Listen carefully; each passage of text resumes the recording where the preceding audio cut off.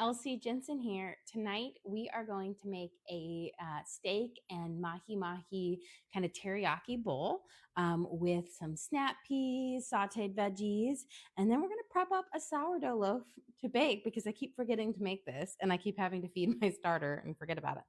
But let's start by getting our rice ready. So I'm going to pour in here. I've got 2 cups of jasmine rice, and we are going to rinse it, and then we're going to add it to 3 cups of water, and we're going to let it steam up. So rinsing our rice allows it to have a better end product. It gets off that dust on it. It cleans it up. It just ends with a nice kind of rice versus a sticky one or like a mushy one. So we're going to do just run it a couple of times. There we go. And you don't have to do it forever. You can just do it for like a minute or so, but it's crucial to do it. It just makes it so much better. Okay, we've got it coming in here. And then I'm going to just shake it all off. Let me grab a spoon real quick. I always like to give it a stir once I put it in there so that it doesn't stick to the bottom. And then I'm going to turn my back burner on high. And once it comes to a boil, a nice rolling boil, I'll put the lid on and we'll turn it down to low. Okay, let's get our glaze or kind of our miso glaze made for our both for our steak and our mahi mahi. I've got some petite sirloins here and 2 fillets. I had kind of like leftovers, and so I was like, let's recreate these into something delicious. Okay, let me start. We're going to use some coconut aminos, and I'm just going to plop. We want about, I want to say about 2 tablespoons here. And then we are going to add in about a tablespoon of honey. And I'm eyeballing everything, but that's kind of what my eyeball says it is. Let me grab a small or a spoon. And then we are going to use some miso paste. Wow, I love this stuff. You just keep it in your fridge.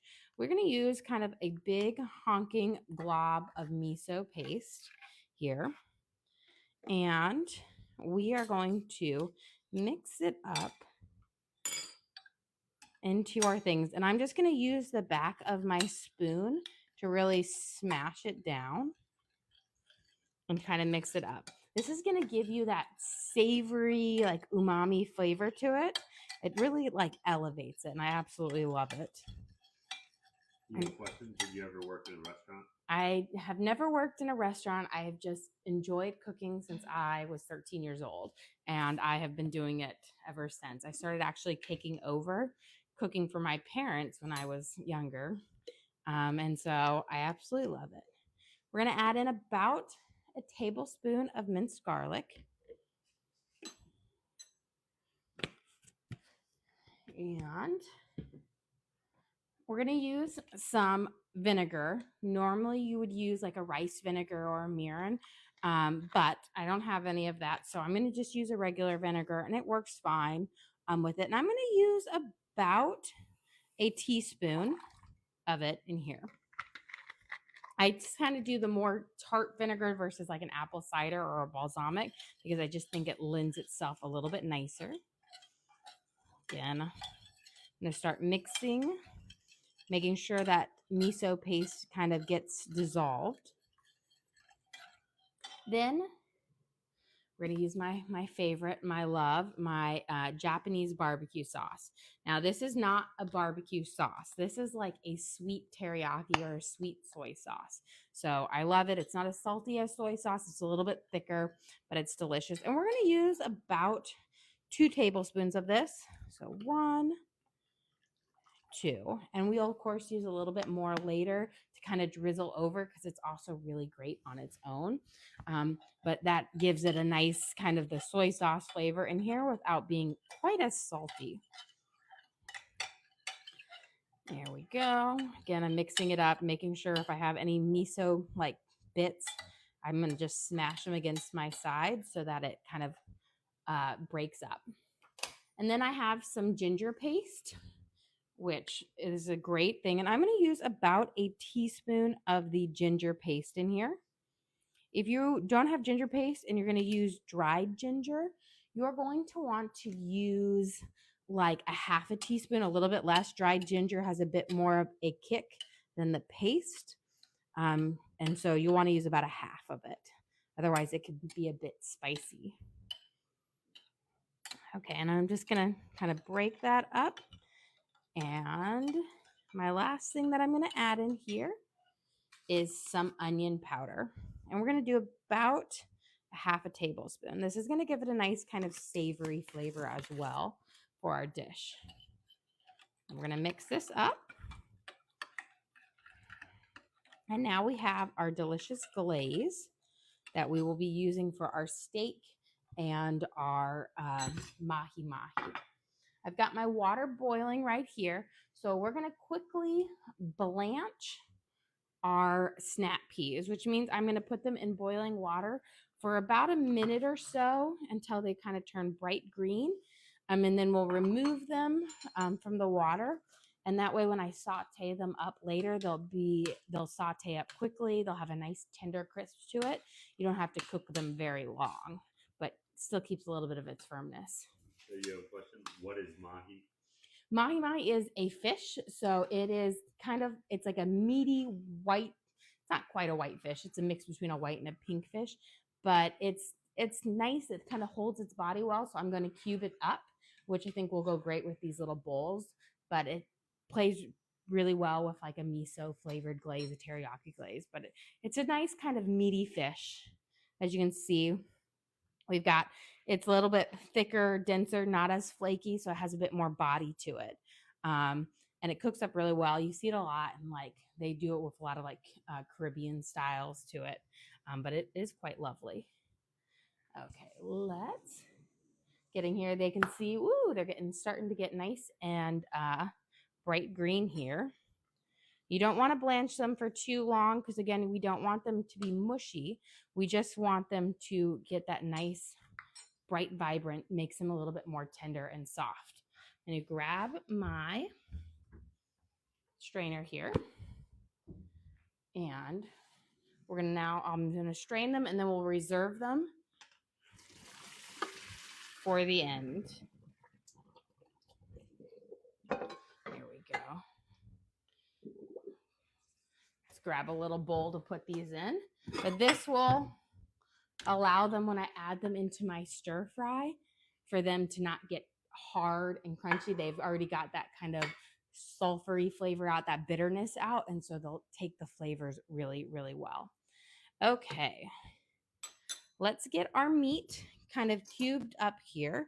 So I have my mahi mahi, and what I'm going to do is I'm going to kind of cut them into cubes, and then that way they'll season up, and they'll have then we'll marinate them, but they'll be easier to kind of saute up for our bowl. So we're going to have essentially like fish chunks, but it will be delicious. I remember, I don't know if Whole Foods still does it, but when I was in high school, so this is a while ago, guys, like 15 more years ago, more, but you could get fish chunks for like super cheap at Whole Foods, and you bought it by the pound, but it was like so cheap, but you just got all the random cuts. And this is how crazy I was back in the day, and I was very dedicated to my cooking. I would get like 5 pounds of fish chunks, and then I'd painstakingly sort them through out by the different fishes that I had, and you had like great fish in there. But then I would cook them up and make different like bowls and stuff with them. But they were like such a good price because it was like the ends of trimming off their fillets. Okay, so here we've got our mahi mahi, and you can see how it just kind of holds together really well. This is such a good fish if you wanted to cut it up in chunks to saute off to do it with. Okay, and now we're going to do the same thing with our steak, and then we'll marinate everything. And when I saute them off, I'm going to saute off my steak first into the little, like the chunks, and then I will saute off the fish. So we'll do them in stages. But we're going to do the same marinade on both.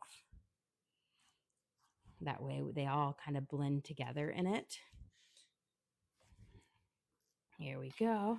And since, we're cooking both of these up and we're just using, this is my meat and my raw cutting board, we can use the same knife to it because none of this is eaten raw. Everything's going to be cooked up for it. Okay, I'm going to get this nice little trim up. Now, these are petite sirloins, which isn't always the greatest cut of meat. It's a cheaper cut of meat, but they are really tender. And I find that they're really great for kind of cubing up and doing like a steak bowl with it or whatnot because they're tender. They have that nice flavor, but they aren't they're a lot of times they're really small, have, different shapes to it. So they're not the prettiest fillets, but they're still delicious.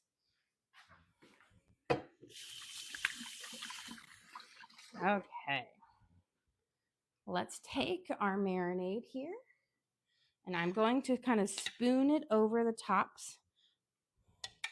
And then we'll get some tongs and kind of toss it with. But you really want the flavor to kind of seep in to our meat and our fish. So it's kind of like a surf and turf bowl. There. And then I'm going to save, of course, a little bit because this is also going to go on some of our veggies as well. Grab a tongs. My rice, I can tell it's starting to. I'm going to give it a nice stir. Again, I like to stir it a lot before I put the lid on just so I don't have any stickage to the bottom of my pan.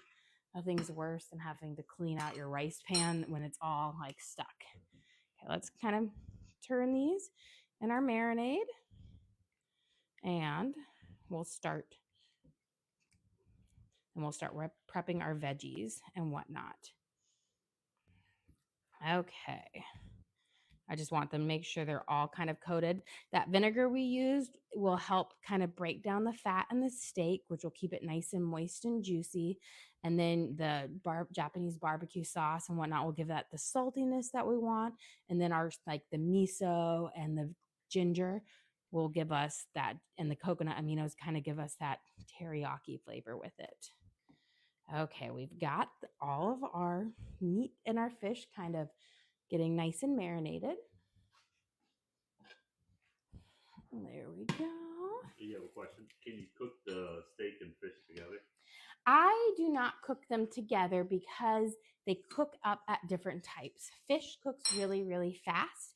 And if you were to cook it at the same time as the meat, your fish would get overcooked. So what I'm going to do is I'm going to sear off my steak first. Then I will remove it and then I'll sear off my fish. So it works. I do it better. Now, if you didn't care about whether the fish got more overcooked, yes, technically you could cook them at the same thing, but the better end product would be to separate them and cook them in stages, just because the fish cooks much faster. It's just like if you were to do shrimp. Shrimp cooks much faster instead of the fish. Okay, let's prep our veggies. So we're doing kind of like a little stir fry here, and we're going to I've got a red pepper, a yellow onion, and then some green onions. They all kind of play along with this. And then, of course, our snap peas. So I'm going to cut off the ends of my onion. I'll make a slit down the middle. And I'm just going to peel up this whole outer kind of layer here. I feel like this meal, with most kind of like Asian kind of cuisines, you can choose a variety of different vegetables. You could do snow peas, you could do broccoli, you could even do zucchini. I just kind of pick one green, and then that's what I kind of stick with for it. And then, of course, onions and peppers, because I think they just lend their flavor so well.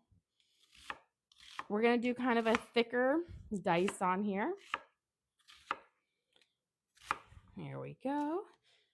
For our onions, and I'm going to add a little bit of olive oil in here. Yeah, question, would broccoli go well? broccoli would go great with this. Broccoli, cabbage, they would all play with it. Think of like the vegetables that you typically see in Asian cuisine. Any of those would make a great choice because they play really well with it.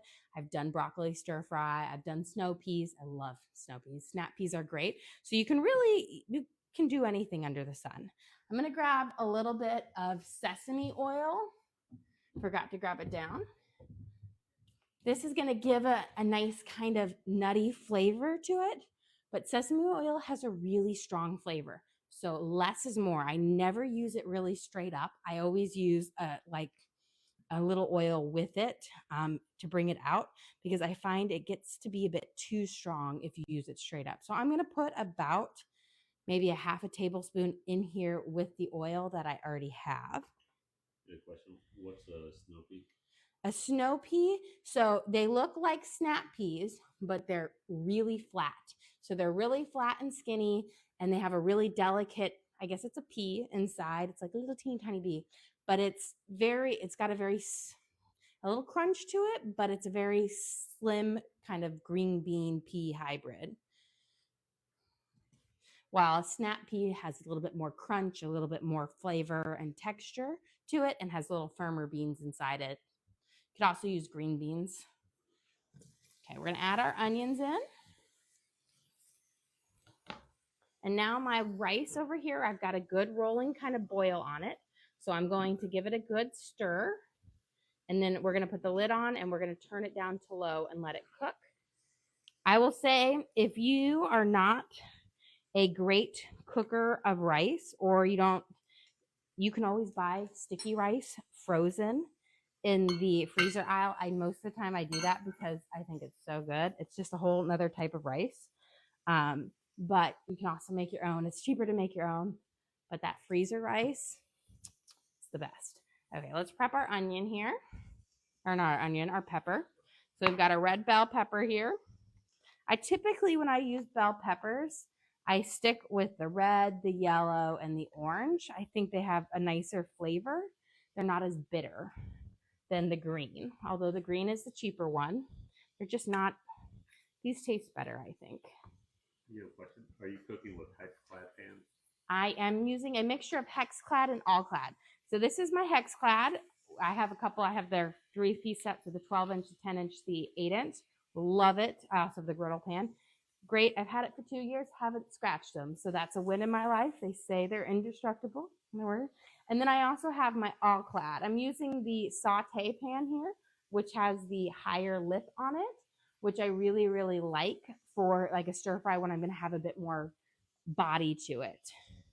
So 2 different ones. This one is going to sear off my meat on. For my peppers, I'm going to do a bigger dice on them as well, similar to my onions, so that they have kind of a nice, you'll eat them with the rice and they'll kind of pick up well. Sometimes, you could, because we have green onions, you could cut them long style, but I find if we're eating them with the rice, it's a little bit easier if they're kind of cubed up. And it's funny, so we were at the mall this weekend, and we went to this like candy store, and my 10-year-old daughter, who's like, I love sushi, and I'm like, the only sushi you like is the candy sushi, and she got herself some candy sushi. And then they had these cute little like kids chopsticks, the ones that make it really easy to. So I got her and Teddy a pair of those, and I'm thinking, oh, I might let you guys try to eat your dinner with chopsticks tonight. It might actually be really good for her because she's typically my first kiddo who is trying to leave the table. And I'm just like, you got to sit here a little bit longer. You got to stay here until everybody, is excused. But she's always the one who's like, 3 bites in, I'm done. So let me give these a nice little toss. Jump overboard. There we go. I'm just going to kind of break them up a little bit.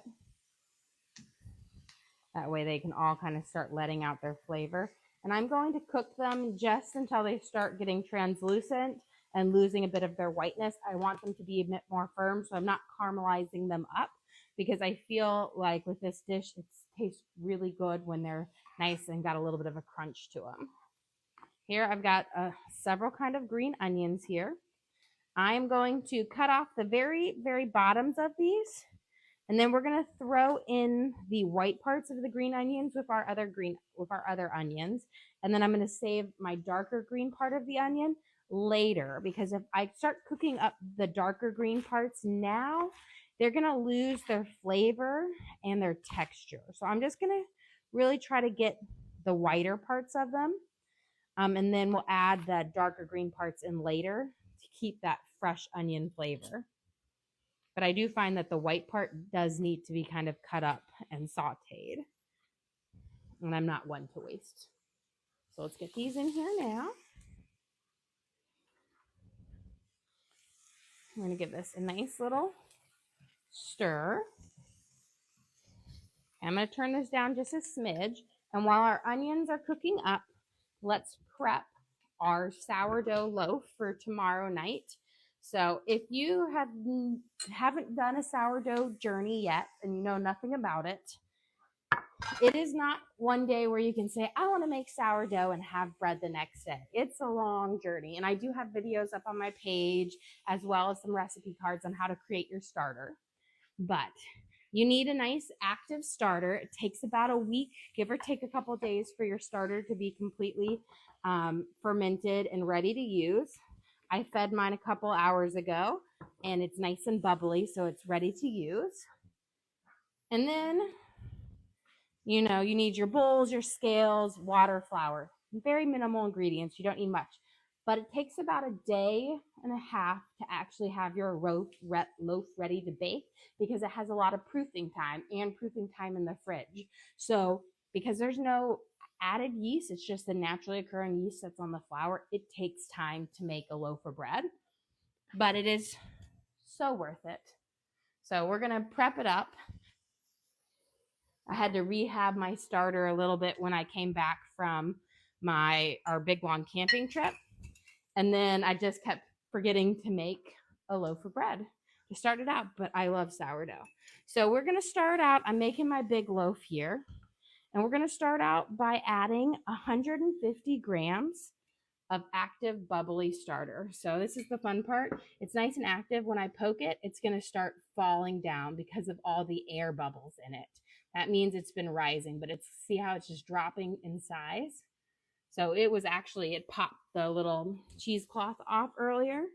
And so I know it's nice and good. Let's get this back on. And now we're going to add in 150 grams of active starter, which means active starter means you've fed it in the last 4 to 8 hours.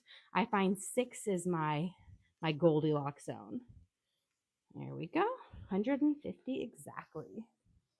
Let me give my veggies a little toss here real quick.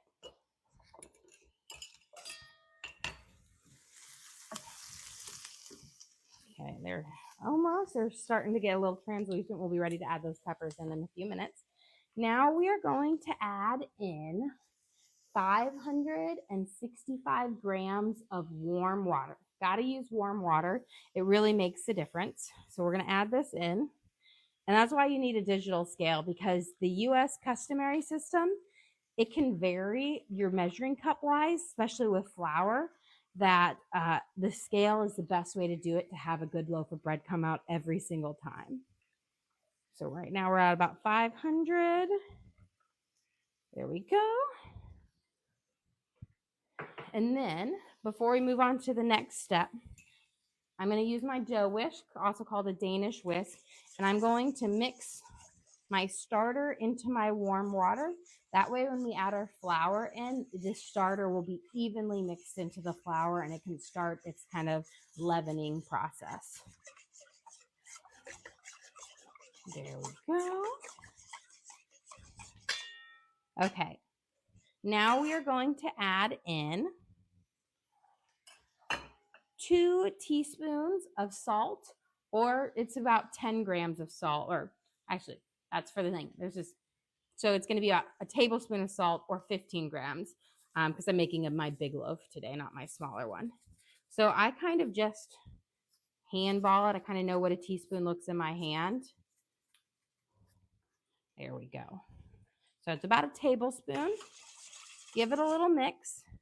And then this next part, you're going to do 750 grams of unbleached bread flour. Has to be unbleached. That's going to really help the process of it rising. You're going to get the best rise out of unbleached. If you're making your starter, it has to be unbleached. I do have a question. Where can someone find those Danish twists? I have them actually on my Amazon storefront, which is the link is on the page. It's under my sourdough essentials baking list. But they are, this one did not calibrate, so I got to retry this. But that is Amazon is where I pretty much have everything, and I have all my lists. So all my cooking gadgets, everything I use is there, and I have my whisks there. I really love the stainless steel ones because you can throw the whole thing into the dishwasher. So it's kind of like a win because then you don't have to. I have a couple ones that were wooden before, and the problem with the wooden ones is you have to hand wash them.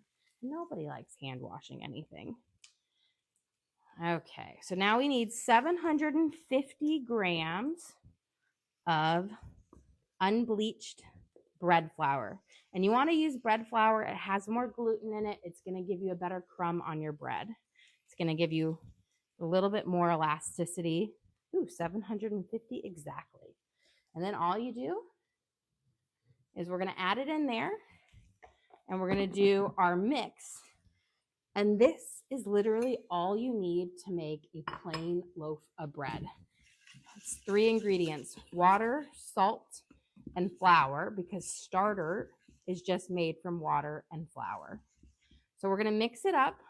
And the Danish whisk works much better than a spoon because it allows the dough to pass through it.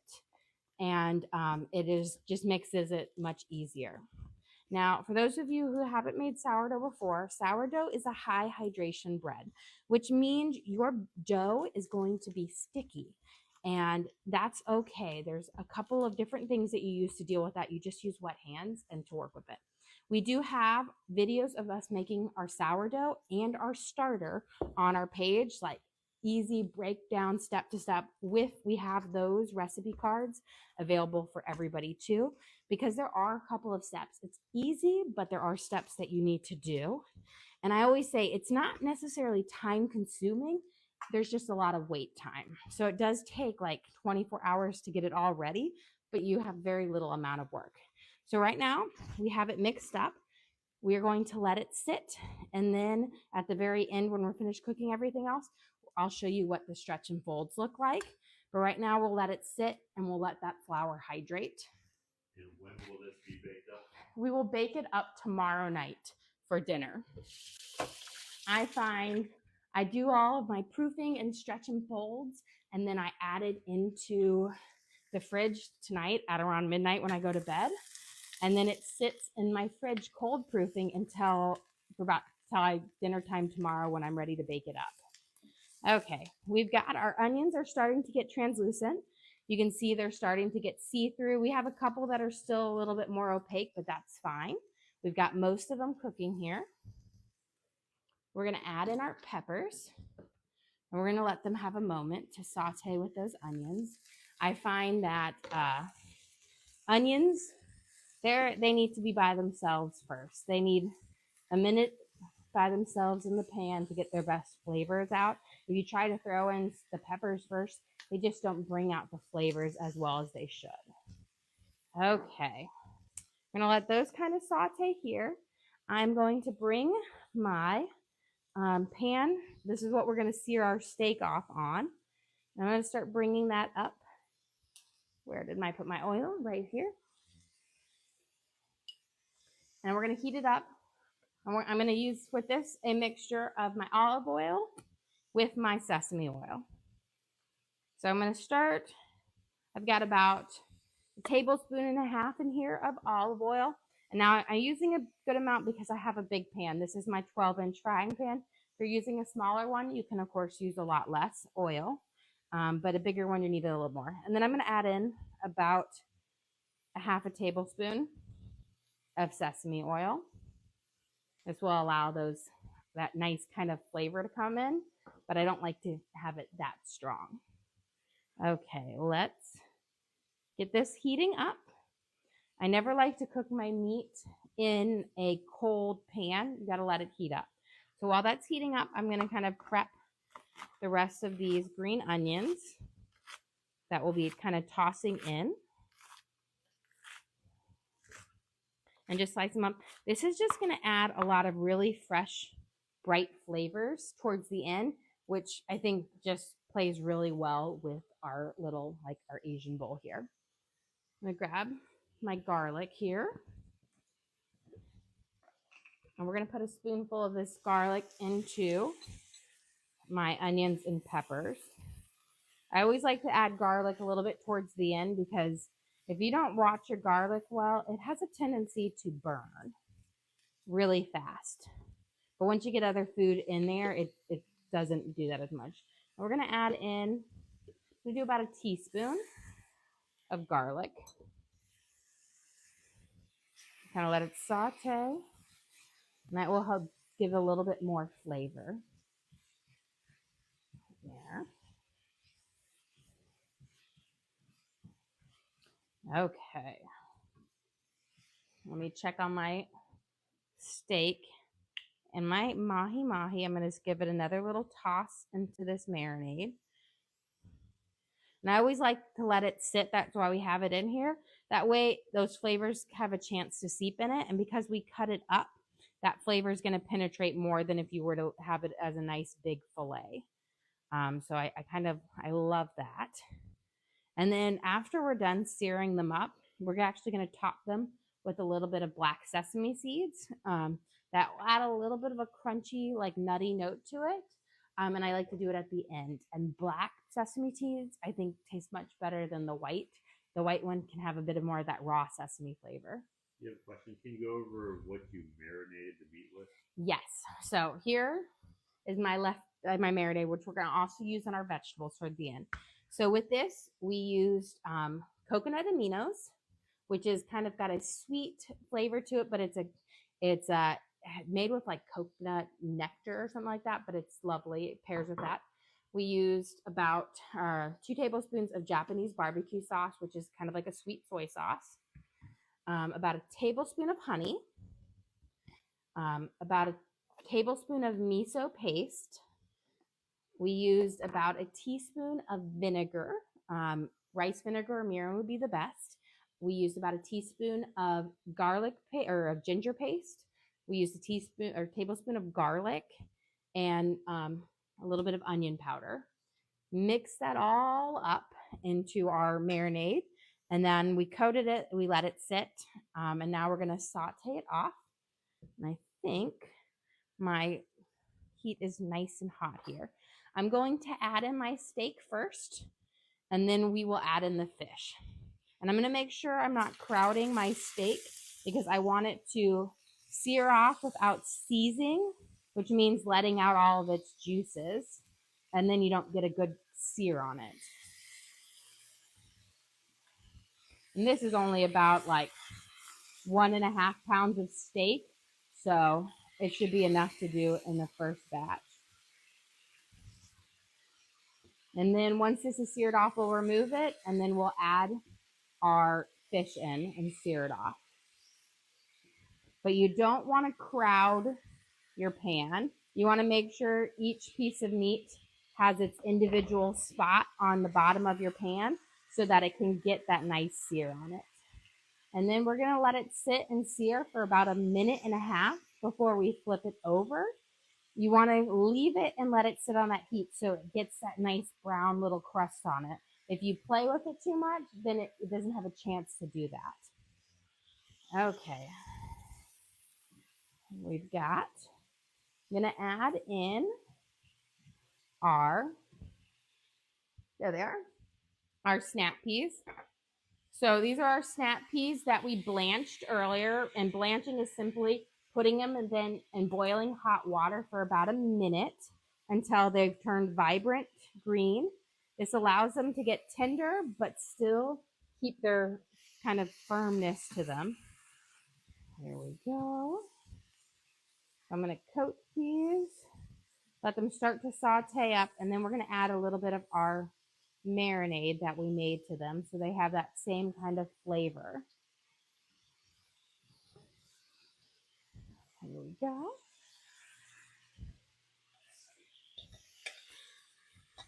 So we're going to pour in, and this will give it kind of like a sweet teriyaki flavor that will just play really well on our little bowls. Okay, I'm going to turn up that heat. We'll let it sear off. Let me get my plate ready. And we're going to get ready to kind of flip it. And I always say I kind of know when it's ready to flip is when I start to see the edges of my meat to get brown. That means it's hot. I'm going to flip it over and then we'll sear it off. I like my steak at about a medium rare, which is kind of what I'm aiming for. Steak bites don't need nearly as long to cook as an actual piece of steak. So, they cook fast. Do you have a question? Do you normally eat this late? Yes, we are late eaters. I think during the school year, we have like sports that keep us out until almost 8 o'clock at night. And then we just never correct ourselves over the summer. And, we've got teenagers in this house who sleep until they'd sleep until 3 if you let them. But we kind of eat a later lunch and then a later dinner.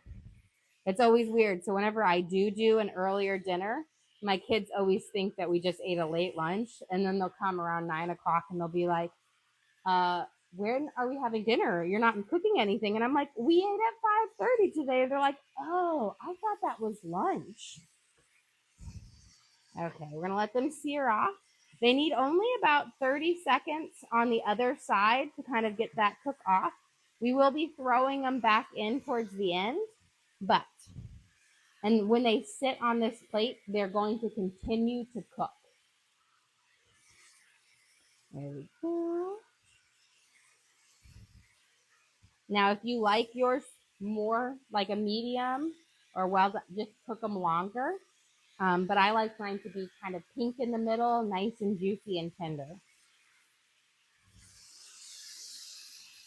There we go.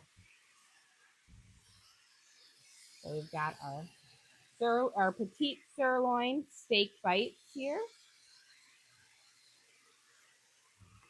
And then we're going to throw in our Mahi Mahi on here.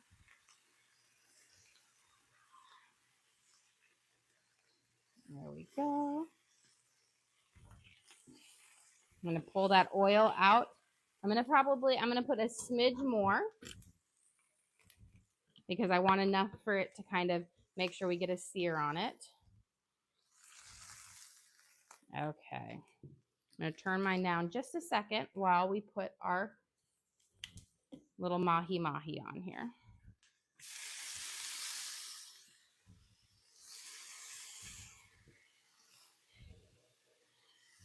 And again, just like with the steak, you want to make sure they each have their own spot on the frying pan so they get this good sear up on it. Now, fish is going to cook much faster than steak. So they will cook much faster. And you'll know when they're cooking is they're going to start to get a little bit more white as they cook.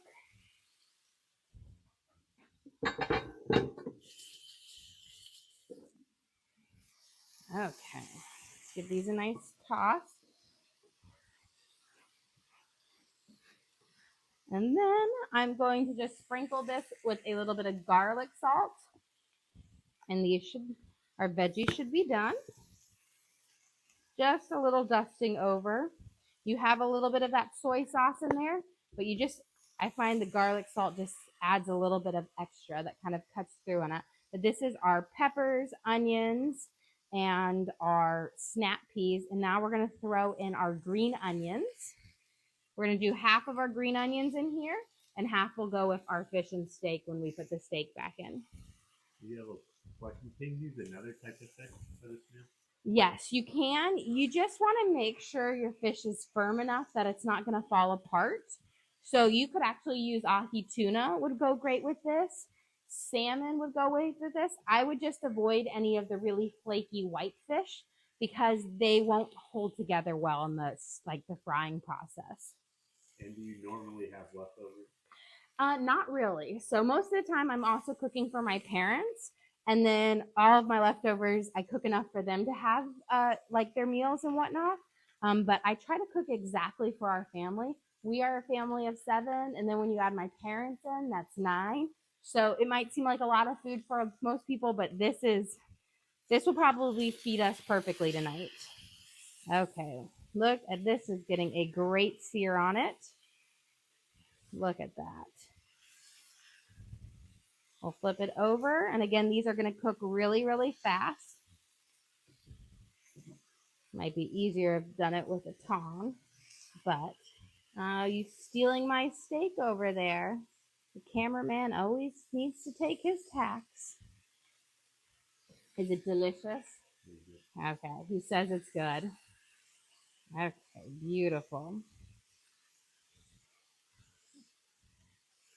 And see, the reason why, you don't want to overcrowd it, because look, we're getting this beautiful, nice sear on our fish. If you were to throw in a whole bunch of fish or the steak at the same time, you wouldn't get this nice sear on it. And this is going to have like a sticky kind of teriyaki flavor to it. There we go. Flip it over. Okay, beautiful. And this is pretty much done. So what I'm going to do is I'm going to turn this down to low now. Now we can add our steak back into it.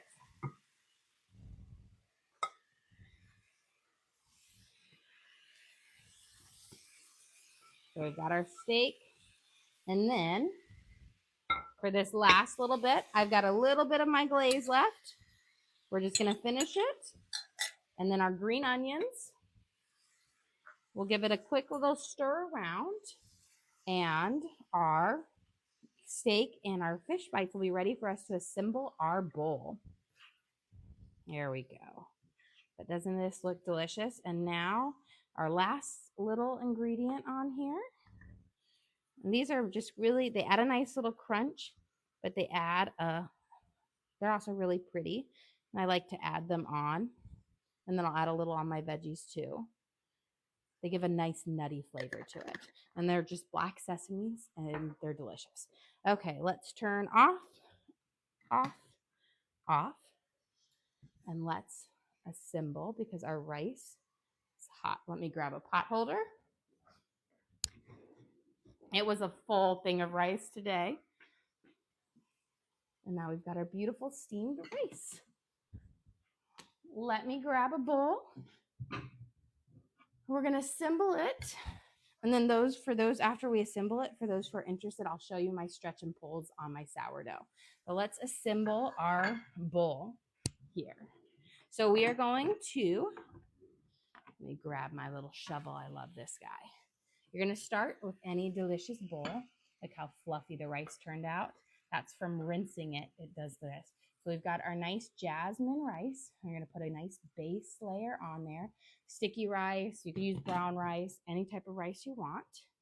Then we are going to add our sauteed veggies in that kind of miso glaze. We've got snap peas, green onions, red peppers, regular onions, and that miso glaze on there. And then last but definitely not least, we have our mahi mahi and our steak bites that we seared off in our miso glaze that we made with miso, Japanese soy sauce,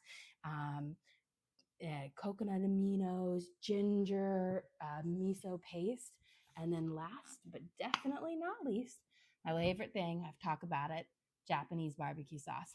Just a little drizzle over it. And that kind of finishes off our meal for just a perfect kind of steak and fish teriyaki bowl. Well, guys, thank you for joining us here. If you are interested for the last bit before I kind of give my send off, we're going to do our stretch and pulls. Now, making sourdough pulls or sourdough bread, you don't need a bread. You do stretch and pulls. It's a high hydration bread. Look, if you touch it, it's going to stick to you. Don't think you've ruined your bed or you did anything wrong. The way you deal with it is you just get your hands nice and wet. And now you have non-stick hands. And you'll just grab it up and you fold it over. So this is a stretch and fold. So we stretch it and we fold it. This is developing the gluten chains in our bread, which is going to make it for a better crumb. And you just do this several times, until you've got a nice little ball. Then you let it sit for about 30 minutes, and then you do stretch and pulls again. You do 4 rounds of stretch and pulls, and then I let it sit for about 2 hours after that.